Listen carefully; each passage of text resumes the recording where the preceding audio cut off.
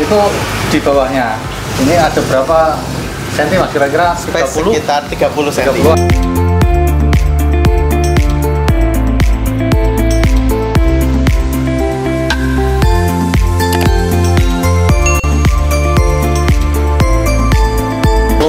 Kedua pipa ini sebagai kunci indikator dia akan mengunci ketika listrik padam.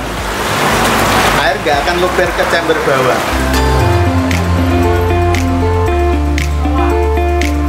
Bismillahirrahmanirrahim. Assalamualaikum warahmatullahi wabarakatuh. Teman-teman, saya ada di rumahnya Mas Aldo. Mas Aldo. Iya. Ini minggu-minggu kita main-main di tempat Mas Aldo, ternyata kolamnya ini udah jadi. Ini udah lama sebenarnya saya mau main ke sini, mau meliput kolam ini ya Mas. Cuman nunggu suatu hal dan yang lain, akhirnya hari ini kita baru bisa meliput. Ini kenapa saya pengen ngeliput ini, karena ini kolam khusus. Kolam khusus. Kayaknya selan khusus untuk apa, dan nanti yang cerita Mas Aldo. Oke, assalamualaikum warahmatullahi wabarakatuh. Perkenalkan, saya Aldo. Itu cuma nama keren aja aslinya. Singkatan dari Ali Ridho. Biasanya dipanggil Ali boleh, Ridho boleh, tapi biasanya nama kerennya Aldo ya. Di sini tentang konsep kolam yang saya buat ini atas kerjasama dari tim satu manajemen dengan rekan. Memang untuk hanya pembatasan lahan yang sederhana, gimana bisa jadi sebuah kolam. Semula hanya kolam sederhana, kolam taman, karena kurang standar. Jadi memang bikin kolam yang lebih standar untuk pelihara koi. Untuk konsep tentang kolam ini itu menganut konsep seperti akuarium, konsep akuarium, aquascape dan lain-lain, konsep filternya berada di bawah. Dan sebenarnya yang saya dudukin ini itu fungsinya sebagai bak kontrol dia. Sebagai bak kontrol, ada space untuk media juga, tak pakai untuk media mekanis. Di sini di dalam sini ada jaring. Untuk selanjutnya di bawah itu ada media biologi semua. Nanti boleh dilihat, boleh dibuka, jadi biar bisa jadi inspirasi buat yang lain. Okay. Nah ini nanti kita tanya-tanya lebih dalam tentang kolam ini teman-teman. Ukuran sekitar 28 kali 3 meter untuk keseluruhan. Berarti untuk keseluruhan sampai ini kok gitu? Ya, keseluruhan sampai sini. 3 sampai 28 sampai sini ya. Untuk kolam utamanya hanya sekitar 180 kali 2 meteran. Nah, ini sebentar, Mas. Ya. Nah, ini kan kalau orang biasanya bikin kolam itu kan buat dinikmati. Iya. Nah, kalau dinikmati biar kelihatan ikannya ketok dhuwur gitu. Mati. Dibuat seperti ini memang sengaja atau gimana Mas? Ini itu dibuat pakai arus biar kehidupan koi itu seperti di alam aslinya. Ya, berarti memang arusnya dikencang. Iya, arusnya dibuat kencang. Sebenarnya untuk koi bisa kelihatan naik ke atas itu bisa. Dia tergantung dari ikannya juga, karena ikan ini sering pakan 3 lembar, makan 3 lembar, jadi dia memang kurang jinak untuk di situ. Tapi kadang ya memang dia berani naik ke atas. Nah, buat lihat sih makanin aja naik ya Mas. Iya, dikasih makan naik. Kalau memang tidak dikasih makan biasanya berada di bawah dia. Cuman ini memang buat pakan biar cepet gede gitu. Iya. Nah itu memang ini ya Mas, pengaruhnya di arusnya itu atau gimana Mas? Iya, untuk arus itu bagus untuk pembentukan bodi. Jadi ketika pakan dia akan membentuk dari bodinya itu. Ya, bodinya bagus. Ya, biar bodinya bagus. Untuk kedalaman yang kedalamannya itu 150, bagian yang pinggir. Kalau yang tengah itu 175. Jadi kolam ini berbentuk seperti corong. Bottom drainnya di tengah. Bottom drainnya di tengah. Untuk ukuran bottom drain ke chamber itu ukuran 4 in. Untuk ke chamber yang pertama di sana, nanti dialirkan ke sini ke mekanis, terus ke biologis, kembali ke filter. Ini belum sampai ke filter teman-teman. Ya. Cuman saya lihat ini dulu lah, pompanya dulu. Ini kayaknya juga gede ya mas. Berapa? Lumayan. Berapa LPH mas ini pompanya? Untuk pompa 12.000 LPH, kami pakainya Surumi ya. 12.000 per jam. Untuk wattnya 150 watt. 150 watt. Kolamnya berapa ton berarti mas ini? Kolam kurlep itu sekitar 8 ton. 8 ton, pakainya Ya. 12. Pakai 12. Lebih aman lah ya mas. Iya. Lebih Kalau aman. kapasitas pompa minimal 2 kali sirkulasi per jam. Kali jam berarti masih bagus ya. Iya. 24 jam berarti kan sehari semalam udah 12 kali udah bagus. Iya. Ya gitu teman-teman. Nah ini sekarang kita mau lihat sistemnya seperti apa sih. Soalnya ini kan apa ini sebenarnya? Chambernya di bawah teman-teman. Jadi kolamnya segini. Ini air kolamnya. Nah ini chambernya itu di bawahnya. Ini ada berapa senti mas? Kira-kira 30? Sekitar 30 cm. 30-an ya, 30 cm bisa. Jadi misalnya nih, ya teman-teman space-nya kecil, termasuk ini kan agak kecil ya mas, bukan rumah teras. Ini kan bisa dibuat ruang buat santai-santai juga. Cuman kolamnya bisa naik gitu. Coba yang ini mas.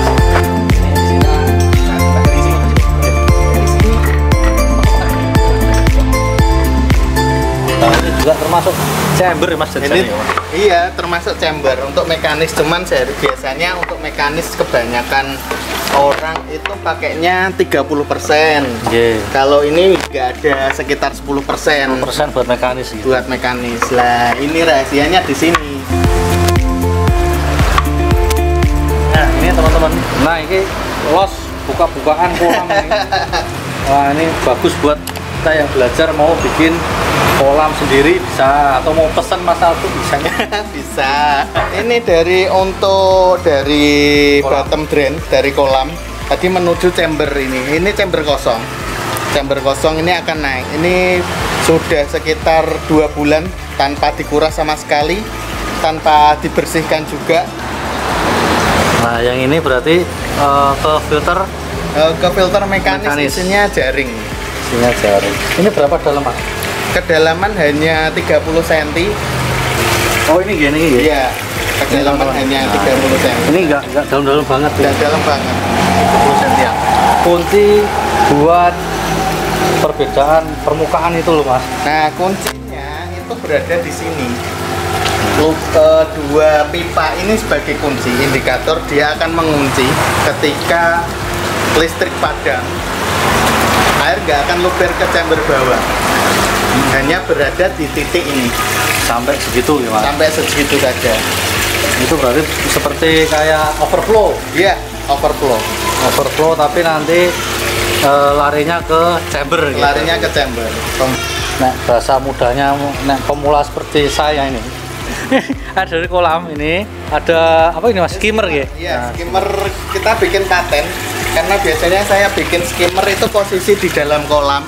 Sebenarnya saya kurang srek atau kurang suka, karena akan ngurangi untuk space untuk kolam sendiri. Jadi saya bikin skimmer seperti ini. Ini bisa dibuka dan ditutup juga. Jadi ketika untuk kasih pakan yang ukurannya kecil, pakan tidak akan masuk ke dalam filter. Ya. Bisa diatur ini teman-teman. Diatur besar kecilnya lubang. Bisa ditutup juga gitu tadi. Ya. Nah, ini skimmernya juga bagus, ini unik. Ini baru tahu ada skimmernya. Jadi airnya dari kolam masuk ke sini, skimmer dari bottom drain menuju ke chamber pertama. Ini sekat antar chamber teman-teman. Ini lari ke bawah pakai filter mekanis. Terus, nah ini katanya kuncinya di sini Mas Aldo. Pakai pipa pakai Franon 4 in kali 2. 4 ini satu pipa 4 in kali 2 biar lebih maksimal ke dalam chamber biologis. Nah, ini kita mau buka chambernya yang di bawah, teman-teman.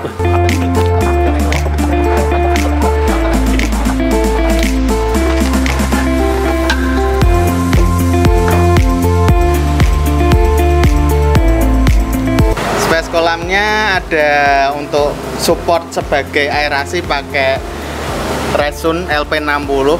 Saya nggak pakai UV, memang sengaja nggak pakai. Dari dulu ada temen yang menyarankan pakai UV biar air terlihat bening, tapi ternyata tak buktikan sendiri tanpa UV pun air bisa bening. Lah, untuk selanjutnya yang dari overflow di media mekanis turun di sini. 2 pipa ini. Gede-gede ini Ya, 2 pipa yang gede-gede ini. Ini dalamnya berapa, Mas? Kedalaman untuk chamber kalau dari sini sekitar 1,5 meter, lebih dalam dari kolam. Biasanya kebanyakan untuk chamber memang seperti itu, jadi sebagai proses pengendapan kotoran juga. Terus yang kedua, ini chamber kedua, isinya pakai batu apung. Batu apung sekitar habis 3 karung. Iya, dalam. Sama oyster 2 bungkus, ini per bungkusnya 5 kilo. Ya berarti atasnya ada. Yang atasnya aja. Terus selanjutnya ada ini juga media biologis yang paling bawah. Itu isinya biobol. Biobol sekitar 9.000 butir, 3 karung. Ya. Terus atasnya ini untuk biobolnya ndak naik, saya tindih pakai lava rock sama oyster lagi. Saya pakainya itu yang ekonomis saja, menyarankan yang ekonomis. Secara pemakaian ada yang lebih mahal, ada untuk media biologis bisa pakai biokristal. Untuk per kilonya itu hampir 180.000.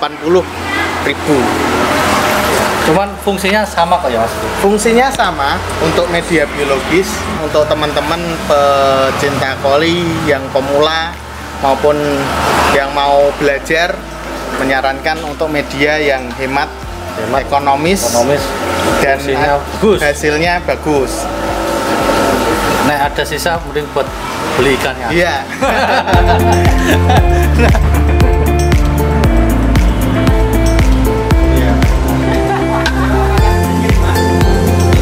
Tadi keputus ada teman-teman, yang kita lanjut sampai ke pompa ya, Mas Adi? Iya. Nah, pompa. Monggo Mas Adu. Iya, pompa kita pakai 1 pompa saja, pakai kapasitas 12.000 LPH. Mereknya pakai Surumi yang memang sengaja dipakai pompa dorong modelnya. Seperti pompa yang nyedot dari bawah itu, bukan pompa yang nyedot dari samping. Oh, gitu ya. Jadi kekuatannya lebih besar untuk naikkan ke atas. Nah, dari samping nggak ada menggok. Ya. Ini ada 3 cabang. Yang pertama di sini untuk arus atas. Yang kedua ini untuk waterfall. Yang ketiga ini untuk arus bawah.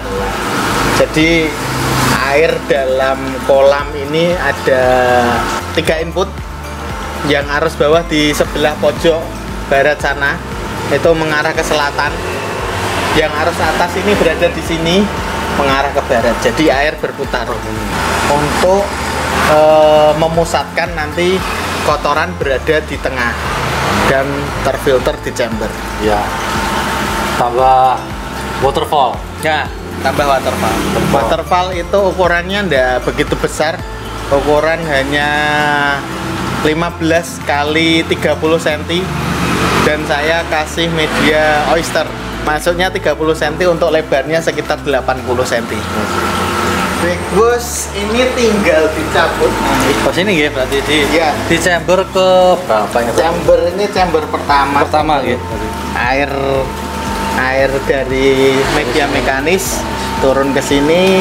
Ini untuk backwash, nanti airnya disedot, dibuang langsung di sini. Ini pembuangan langsung dalam air pembuangan. Ini juga air sebenarnya keluar ke dalam sapi tank untuk dripping dia. Di sini ada proses dripping Ini jadi ketika air surut, ini akan otomatis ngeluarkan air. Contohnya seperti ini. Ini pakai stop keran otomatis. Jadi ketika air surut, dia akan ngisi sendiri. Ya, ya. Ini juga hemat, hanya 40.000 ini. Kalau ini simple, biasanya dipakai untuk tandon air. Itu sedikit, ya bukan sedikit ini. itu sistem sirkulasi airnya mas. Ya, sirkulasi, filtrasi air yang di kolam ini teman-teman. Nah ini berarti cukup rumit karena Mas Aldo ini sebenarnya juga ada jasa pembuatan kolam juga. Ya. Nah itu teman-teman bagi yang mau bikin kolam bisa nanti kontak Mas Aldo langsung boleh ya, boleh nanti WA-nya. Sementara bisa konsultasi dulu untuk masalah lokasi sama untuk masalah budget bisa dipertimbangkan. Kita kasih budget yang mulai dari yang hemat tergantung dari permintaan ya. Biasanya kita untuk standarnya kolam di atas 5 kubik harga mulai 2,5 per kubiknya. Untuk yang di bawah 5 kubik sekitar 3 juta karena kolam kecil pengerjaannya lebih rumit. Nah, untuk filtrasinya. Filtrasinya ini luwe selempit. Iya. Oh iya, gitu teman-teman. Nah, ini Mas. Nah, untuk kolam yang ukuran jenengan ini habis berapa Mas dulu? Untuk bangunan kolam ini sekitar 14 juta. Ya, cukup ini lah Mas. Cukup hemat lah. Iya. Cukup hemat. Itu hanya bangunan kolam, iya, belum termasuk media sama mesin. Mesin belum. Nah, teman-teman ini perkiraan aja lah. Selain bikin kolam, Mas Aldo juga di rumahnya ada itu. Nah, kelihatan. Ini juga jualan media filter yang pernik-pernik buat kolam juga Mas Aldo itu bisa bikin teman-teman, seperti tong filter misalnya ya Mas. Macam-macam ada, nanti tinggal kontak aja sama Mas Aldo. Konsultasi kolam dan konsultasi untuk filtrasi gratis. Gratis konsultasi. Nah, nanti tinggal arahnya kemana nanti dirembuk sama Mas Aldo. Iya, siap. Ini masuk sebenarnya juga sambil jualan ikan teman-teman, cuman soft jualannya halus-halus nggak kelihatan banyak. Ya alhamdulillah saya berkembang di sini karena media dan jual ikan, ada keberuntungan sendiri pelihara koi. Alhamdulillah, nanti boleh lihat yang di atas. Boleh. Nah, ini koleksi pribadi sebenarnya nggak boleh lihat teman-teman. Kita ke sana Mas.